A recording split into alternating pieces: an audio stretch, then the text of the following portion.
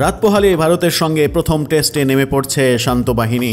পাকিস্তানের সঙ্গে হোয়াইট ওয়াশের স্মৃতি যখন এখনও তাদেরকে উড়াচ্ছে, ঠিক সেই সময়ে ভারতের সঙ্গে কেমন করবে দল, এটা নিয়ে যথেষ্ট আলোচনা রয়েছে।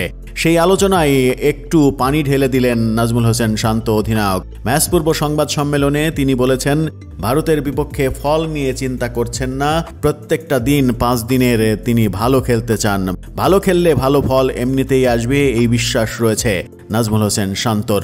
পাকিস্তান সফর সম্পর্কে বলেছেন, এটি আমাদের অনেক আত্মবিশ্বাস দিয়েছে। আমরা এখানে নতুন সিরিজ খেলতে এসেছি, আমাদের ড্রেসিং রুম বিশ্বাস করে এখানে আমরা খুব ভালো ক্রিকেট খেলতে পারবো। আমরা ফলাফল নিয়ে ভাবছি না, প্রক্রিয়া অনুসরণের চেষ্টা করছি মাত্র। ক্রিকেটাররা আগে আবেগপ্রবণ থাকলেও এখন তা নিয়ন্ত্রণ করতে পারেন বলেও জানিয়েছেন শান্ত। বাংলাদেশের অধিনায়ক বলেছেন, অনেক ক্রিকেটার 10-15 বছর ধরে খেলছে, অনেক ক্রিকেটার অভিজ্ঞ, তাই আমরা এখন আর কয়েক বছর ধরে খুব বেশি আবেগপ্রবণ হয়ে যায় না। আমরা এখন নিজেদের আবেগ নিয়ন্ত্রণ করতে পারি।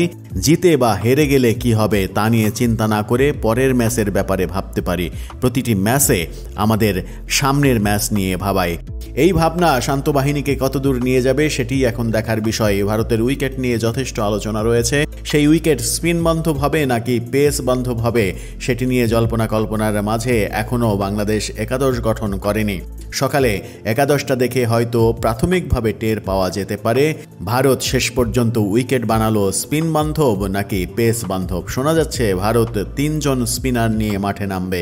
বাংলাদেশে কি তাই করবে নাকি পাকিস্তানে সফল হওয়া পেস বোলারদের উপরেই ভরসা রাখবে বেশি, সেটাই এখন দেখার বিষয়।